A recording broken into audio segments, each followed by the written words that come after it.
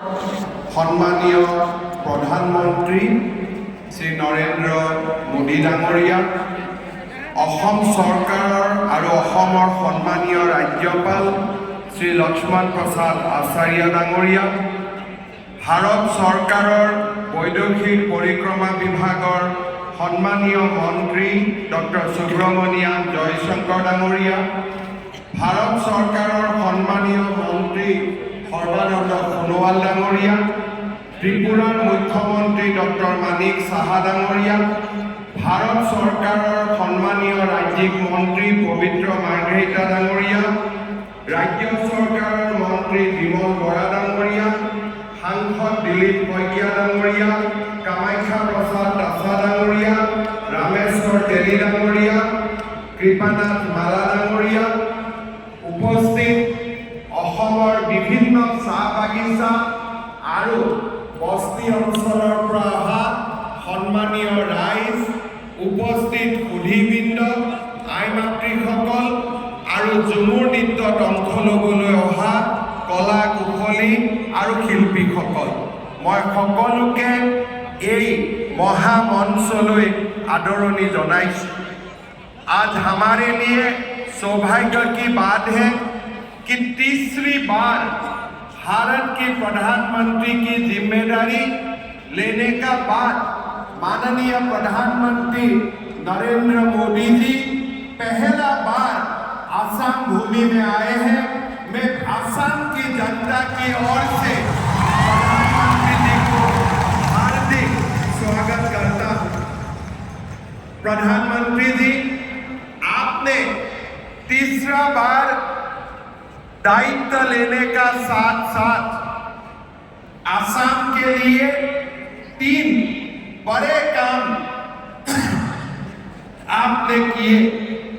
पहले हमारे सरायदेव मैदान को आपने आपका अथक प्रयास के कारण यूनेस्को ने हमारे सरायदेव मैदान को वर्ल्ड हेरिटेज का स्वीकृति दिए। मैं आसाम वासियों का ओर से आपको धन्यवाद देता हूं। प्रधानमंत्री जी, आसामिया भाषा অসমীয়া ভাষা আমার ভাষা জননী, চির চেনেহি মোর ভাষা জননী। অসমীয়া भाषा को आपने क्लासिकल लैंग्वेज का स्वीकृति देने का काम किया। माननीय प्रधानमंत्री जी, हमारे भाषा को क्लासिकल भाषा का मर्यादा सरायदेव मैदान को यूनेस्को द्वारा दिया गया स्वीकृति ने आसाम को गर्वित किया है और इसीलिए मैं सारा आसाम वासियों का ओर से आपको बहुत बहुत धन्यवाद करना चाहूंगा। प्रधानमंत्री जी, इसका साथ साथ जो नामरूप में हमारे फर्टिलाइजर यूनिट एक्सपेंशन नहीं होने का कारण एक प्रकार बंद होने का कगार में सलाह किए थे, आपने इस बार भारत सरकार की बजट में आपने डिक्लेयर किए कि ये यूनिट को 12 लाख मेट्रिक टन तक बढ़ाया जाएगा। नागपुर का फर्टिलाइजर फैक्ट्री को पुनः आप उज्जीवित करने का काम करेगा। थोड़ी ही दिन हुए, थोड़ी ही दिन में 3 बड़ा काम आप आसाम के लिए किया है और आगे भी मेरा विश्वास है आप आसाम का जनता को ऐसे ही गर्वित होने का मौका देते रहेगा। मैं सबको निवेदन करूंगा, सब एक बार प्रधानमंत्री को अपना स्थान से खड़ा होके आप लोग प्रधानमंत्री जी को अभिनंदन कीजिए।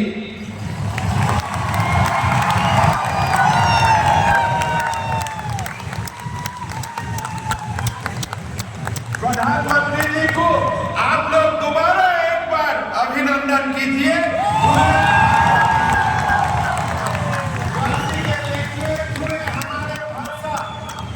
हमारे सरायदेव मैदान यूनेस्को का फर्टिलाइजर का फैक्ट्री बनाने का निर्णय हुए।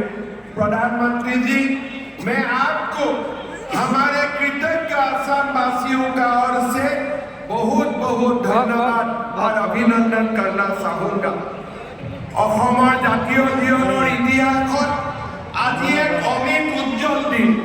প্ৰায় 200 বছৰ পূৰ্বে জীৱিকাৰ তাগিদাত বিহাৰ, বংগ, উৰিষ্যা, মধ্যপ্ৰদেশ, অন্ধ্ৰপ্ৰদেশকে ধৰি দেশৰ বিভিন্ন প্ৰান্তৰ পৰা এচাম উদ্যমী কৰ্মঠ ভাৰতীয় পবিত্ৰ ভূমিলৈ আগমন হৈছে। এইসকল লোকে অসমলৈ আহি অসমকে নিজৰ মাতৃভূমি হিচাপে গ্ৰহণ কৰি সময়ৰ সোঁতত হাড়ে হিমজুৱে অসমীয়া হৈ পৰিল। অসমৰ চাহ উদ্যোগৰ প্ৰসাৰত তেওঁলোকে মূল ভূমিকা লৈ 200 বছৰ আগতে অসমত ঔদ্যোগিকৰণৰ এক বিশাল ভেটি নিৰ্মাণ কৰিলে। বৃহত্তৰ অসমীয়া জাতি গঠন প্ৰক্ৰিয়াত অমূল্য অৱদান আগবঢ়ায় কলা সংস্কৃতি ৰীতি নীতিৰে অসমৰ চাহ বাগিচা আৰু আদিবাসী সম্প্ৰদায়ৰ লোকসকলে অসমীয়া জাতিক সমৃদ্ধ কৰিলে।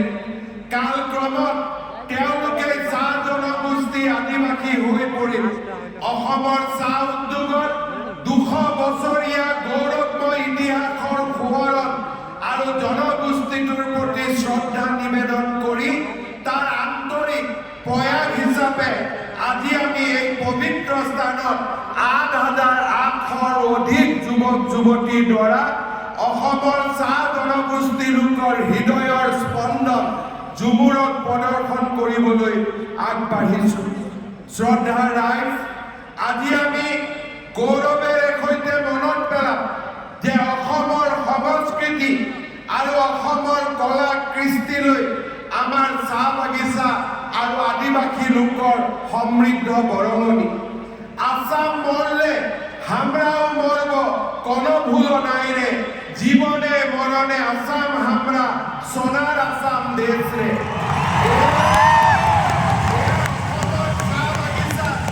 জনগোষ্ঠীৰ লোকৰ হৃদয়ৰ স্পন্দন মই আজিও কৃতজ্ঞতাৰে সোঁৱৰণ কৰোঁ।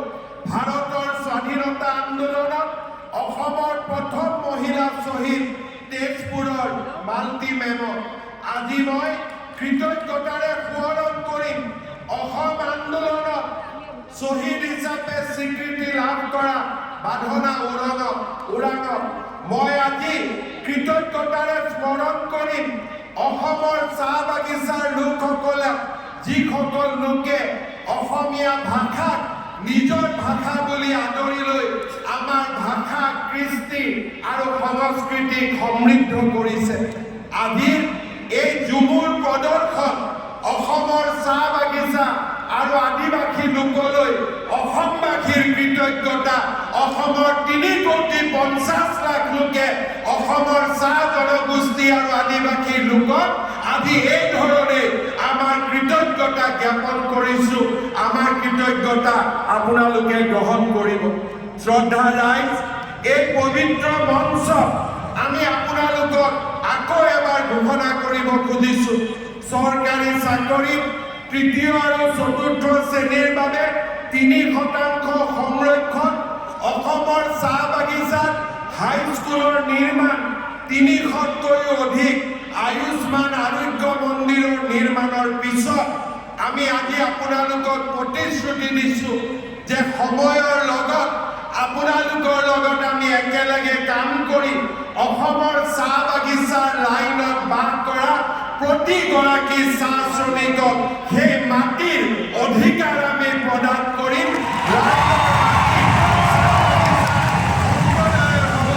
আপোনালোকৰ হ'ব সেই প্ৰতিশ্ৰুতি মই আজি আকৌ এবাৰ আপোনালোকৰ আগত মাননীয় প্ৰধানমন্ত্ৰী ডাঙৰীয়া আৰু অসমৰ জনসাধাৰণক সন্মুখত ৰাখি মই সেই প্ৰতিশ্ৰুতি আকৌ এবাৰ আপোনালোকৰ ওচৰত দিব বিচাৰিছোঁ। আজি আমাৰ বাবে এক গৌৰৱৰ সোণোৱালী ক্ষণ।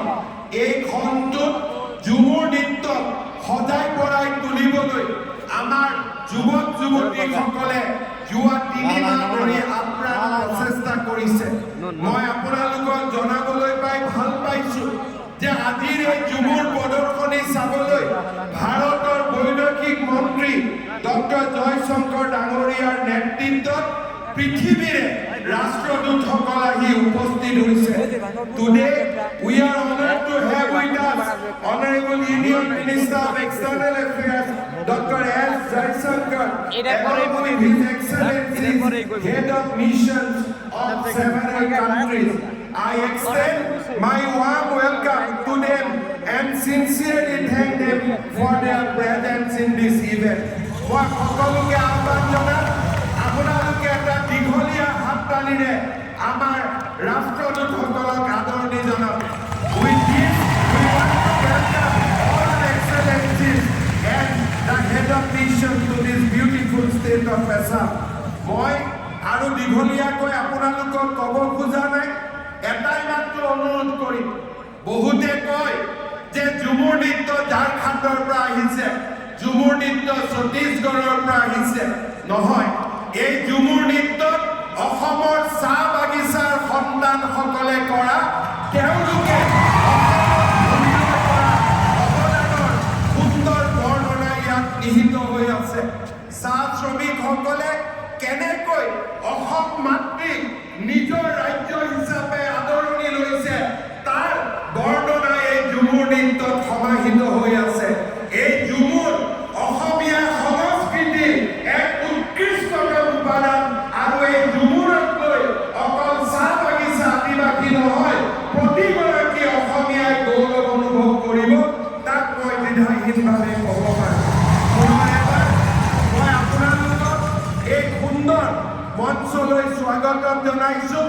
मैं दोबारा एक बार भारत का माननीय प्रधानमंत्री नरेंद्र मोदी जी को मैं स्वागत करता हूं। मेरा विश्वास है आज मोदी जी ने यहाँ उपस्थित होके हमारे चाह बागान की और आदिवासी लोगों का जो श्रम है, जो परिश्रम है, ये सारे को एक स्वीकृति देने का काम किए हैं।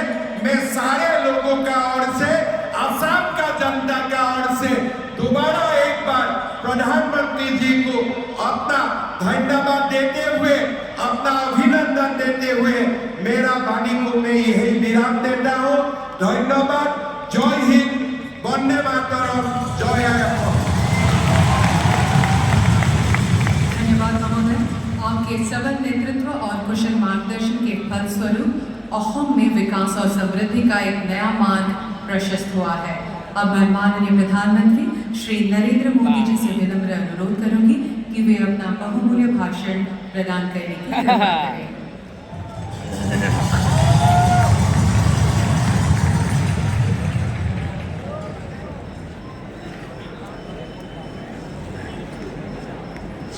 भारत माता की